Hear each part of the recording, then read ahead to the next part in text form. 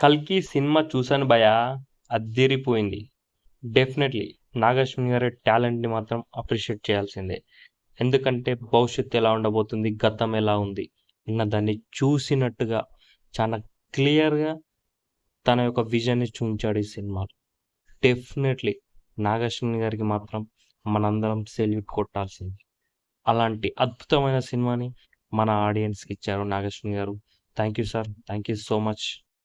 సినిమాలో మనిషి బతికి ఎలా ఉండబోతుంది, మనిషి మనుగడ ఎలా ఉండబోతుంది, మనిషి ఎలాంటి అవస్థలు, ఎలాంటి అనారోగ్యాలు, ఎలాంటి వాతావరణంలో బతకబోతున్నాడు అన్న దాని గురించి చాలా డీటెయిలింగ్గా నాగార్జున గారు ఈ సినిమాలో చెప్పారు.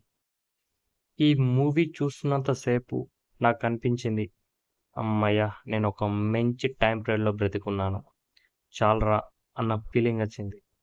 డెఫినెట్లీ ఫ్యూచర్ ఎంత హారబుల్గా ఉండబోతుంది అనేదాన్ని చాలా క్లియర్గా, డీటెయిలింగ్గా, కాన్ఫిడెంట్గా నాగార్జున గారి సినిమాలో చూపించారు. డెఫినెట్లీ నాగార్జున గారు మీ యొక్క vision undoubtedly next level sir, next level.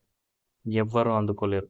Hollywood దర్శకులు కూడా మిమ్మల్ని చూసి అప్రిషియేట్ చేయాల్సిందే. ప్రభాస్ గారు, మీరు ఈ కథను యాక్సెప్ట్ చేశారు చూసారా సార్, మీకు ఫస్ట్ సెల్యూట్ చేయాలి. ఎందుకంటే పురాణ కథలు విన్నప్పుడు ఎవరికైనా నచ్చుతుంది సార్. అండ్ మీకు కూడా అలాంటి కథలను రిఫరెన్స్గా తీసి చెప్పినప్పుడు నచ్చుండొచ్చు. కానీ ఆ కథలో మనం ఇన్వాల్వ్ చెయ్యాలి, నటించాలి అన్న ఆలోచనను తీసుకున్న యాక్సెప్ట్ చేయడం అంత ఈజీ అయితే కాదు.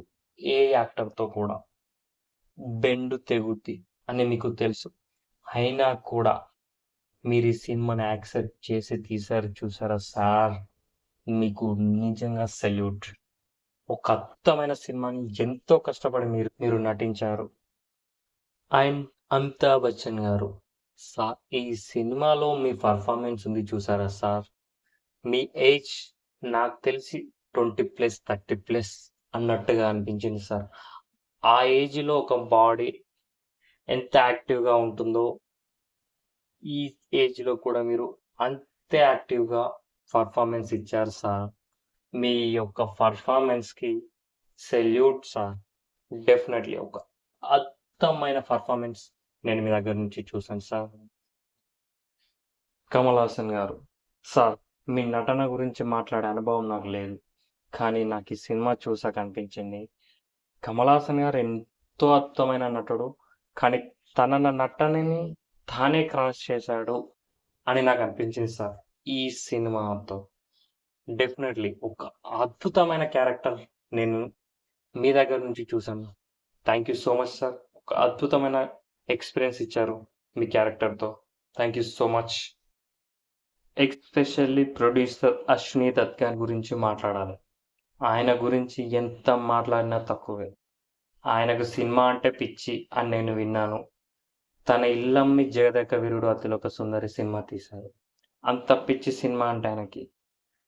అలాంటి భారీ ప్రొడ్యూసర్ ఇలాంటి సినిమా తీస్తున్నాడంటే డెఫినెట్లీ అద్భుతంగా వస్తుంది అని అనుకున్నా. కానీ నేను అనుకున్న దాన్ని మించి మీరు ఖర్చు పెట్టారు సార్. ప్రతి ఫ్రేమ్లో మీరు పెట్టిన పైసా కనబడుతుంది. చాలా ఖర్చు పెట్టారు సార్. 1% కూడా మీరు రిటర్న్ ఎక్స్పెక్టేషన్ పెట్టి చేయలేరు. ఒక అద్భుతమైన సినిమాను తీయాలి అని తీశారు అని మాకు అనిపిస్తుంది sir. Thank you so much. ఈ సినిమాకి రేటింగ్ లేదు, జస్ట్ ఎంజాయ్.